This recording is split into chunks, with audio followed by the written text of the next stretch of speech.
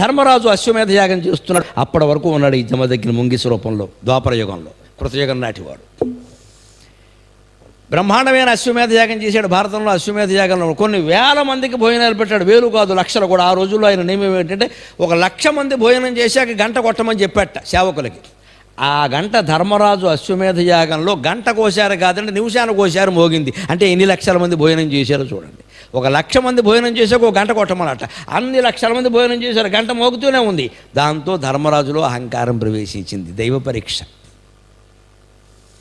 వెంటనే ఓసారి కృష్ణుడితో అన్నట్ట, మరి లోకు అయినే కదా, మేనత్త కొడుకే కదా, దేవుడు కదిగా.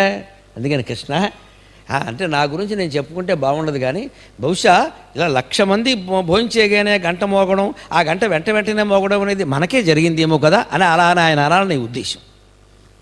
కృష్ణుడు వెంటనే ఓ నవ్వుని అఖిలాండ కోటి బ్రహ్మాండ నాయకుడు మధ్యాక 16,000 మందిని చూశాడు. ఈయన నిలబడతాడు ఆయన ముందు. అందుకని అలాగా ధర్మరాజా దా నీకు చూపిస్తా అన్నాడు. అలా అనుకుంటున్నావా నీకే జరిగిందని, ఇంత గొప్పవాడమని, దాన్ని నీకు చూపిస్తాను. తీసుకెడితే ఈ భోజనం చేసిన నీళ్లు ఉంటాయి కదండి, చేతులు కొడుక్కున్న నీళ్లు, ఆ చేతులు కొడుక్కున్న నీళ్లు కాలువలా పారుతున్నాయి. 1,00,000 మంది భోజనం చేశారంటే మరి పారుతున్నాయి, కాలువలా పారుతున్నాయి. అక్కడ ఒక ముంగిస దొల్లుతున్న ముంగిస జమదగ్ని. ఇది కృతయుగం నాటి కథ. ద్వాపర యుగం ఒకటి రావడం. కర్మఫలం అనుభవించి తీరవలసిందే. 100 నదుల్లో మురిగినా, 1000 దీపాలు పెట్టినా కర్మఫలం పోదు. నా భుక్తం క్షీయతే కర్మ కల్పకోటి శతైరపి.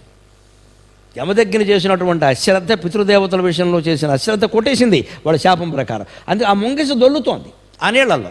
ఏమిటి దొల్లుతోంది అని కృష్ణుడు అడిగాడు ధర్మరాజు. వెంటనే దాన్ని అడగమన్నాడు. ఆయన చెప్పడు, అమ్మో గోపాలకృష్ణుడు, దాన్ని అడుగు అన్నాడు. ఏమిటి నువ్వెవరివి, ఎందుకు దొరుకుతున్నావంటే అది మనుష్య భాషలో చెప్పింది జవాబు. జమదగ్ని జన్మ కదా, మరి ఎక్కడికి పోతుంది ఆ తపశ్శక్తి. అందుకని నా కర్మయ్య ఏం చేయమంటావు. వెనక సక్తుప్రస్థుడు అని ఒక బ్రాహ్మణుడు ఉండేవాడు, బీదవాడు. ఆయన భార్య, కొడుకు, కోడలు జీవిస్తున్నారు. భారతంలో అశ్వమేధ పర్వంలో ఉంటుంది అద్భుతమైన కథ. సక్తుప్రస్థుడు ఆయన ఉన్నాడు. ఆయన ఎంతోమందికి దాన ధర్మాలు చేసేవాడు, భోజనాలు పెట్టేవాడు, చాలా చేశాడు. కానీ వాళ్ళ రాజ్యంలో 12 ఏళ్ళు కరువు వచ్చింది, ఏమీ తినడానికి లేదు.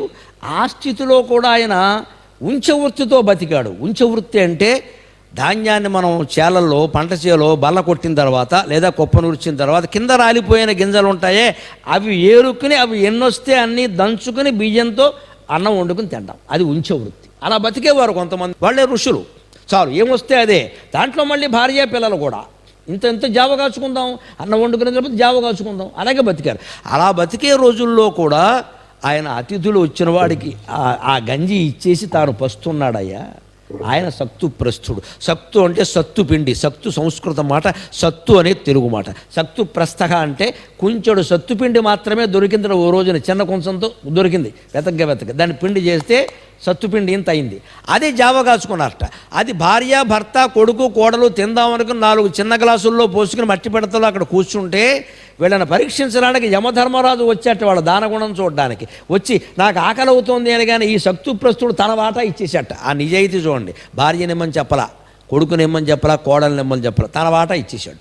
నా వాటా నేను వదులుకోగలను, వాళ్ళ ప్రాణాలు నిలబడాలి కదా, వాళ్ళ ఇష్టం, నా దానం నేను చేస్తున్నా అంటే యమధర్మరాజు సంతోషించి తాగేసి ఇంకేం లేదని అడిగట్ట. పరీక్షలు అలాగే ఉంటాయి.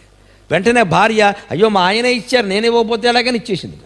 మళ్ళీ అది కూడా తాగేసి ఇంకేం లేదా అన్నట్ట. కొడుకు ఇచ్చేసేట. మళ్ళీ ఇంకేం లేదా అన్నట్ట. కోడలు కూడా ఇచ్చేసింది. ఇంకివ్వడానికి సత్తు లేదు, మనుషులు లేరు ఇక్కడ.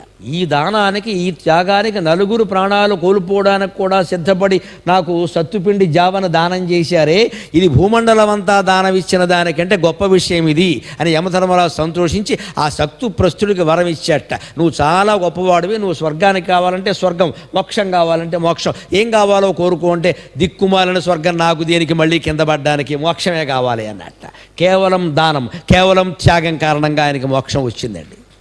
అటువంటి సక్తుప్రస్థుడు దానం చేసినప్పుడు ఆ నీళ్లు పోసాడు కదా యమధర్మరాజుకి, ఆ చేతులు కడుక్కున్నాడు కదా యమధర్మరాజు తిన్న తర్వాత. ఆ పిండి తిన్నదెంత, ఆ చేతికి అంటిందెంత, కడిగిందెంత. అందులో నేను ముంగిసలా ఉండి తిరిగాను. నా ఒళ్ళు సగం బంగారం రంగులోకి మారింది, సగం ఉండిపోయింది. నువ్వు ఇంత పెద్ద దానం చేసావు కదా, 1,00,000 మందికి అన్నం పెట్టావు కదా, ఈ నీళ్ళు ఇక్కడ కాలువలా ప్రవహిస్తున్నాయి కదా, ఇందులో మునిగితే మిగిలిన సగం కూడా బంగారం అవుతుంది కదా. నేను ప్రయత్నం చేశా, గంట సేపటి నుంచి మునిగాను, రొంప పట్టింది కానీ బంగారం అవ్వలేదండి. ఇది కథ. ధర్మరాజు కంటే ఒక పేద బ్రాహ్మణుడు గొప్పవాడయ్యాడు. ఎందుకంటే ధర్మరాజు చేసింది దానం, పైగా ప్రజల సొమ్ము. గమనించండి, ప్రభుత్వాలు మనకిస్తున్నది ప్రజల సొమ్ము అండి, ఎవడు బాబు సొమ్ము కాదండి, ఇది మన సొమ్ములు ఇవన్నీ. వీటిని మహా అంటే దయా దానం అంటారేమో కానీ త్యాగం అనరండి. శక్తిప్రస్తుడు చేసింది త్యాగం, ధర్మరాజు చేసిన దానం. దాని కూలి పని చేసి సంపాదించలేదు, ప్రజల దగ్గర పన్నుల రూపంలో వసూలు చేసిన సొమ్ముతో అశ్వమేధ యాగం చేశాడు. ఎంతమందికి భోజనాలు పెట్టినా అది ప్రజల సొమ్ము, అది పేరు ధర్మరాజుకు వచ్చింది కానీ, అంతే కదా. మరి శక్తిప్రస్తుడు సొమ్ము ఉంచవృత్తితో చేలోకి వెళ్ళి తను కోడలు భార్య కష్టపడి ఆ గింజలు ఏరుకుని తెచ్చుకుంటే, ఆ పిండిని జావగాచుకుంటే, అదెవరో అతిథి వస్తే ప్రాణత్యాగానికి సిద్ధపడి ఆ జావ ఆయనకి ఇచ్చేసాడే. మహాత్యాగి అంటే ఇంకెవరైనా ఉంటారా? ఇంకెవరైనా ఉంటారా? ధర్మరాజు చేసింది దానం, శక్తిప్రస్తుడు చేసింది త్యాగం. త్యాగేనైకే అమృతత్వమానసు, వేదం చెబుతున్నమాట. త్యాగం వల్లనే అమరత్వాన్ని పొందుతారు మనుషులు.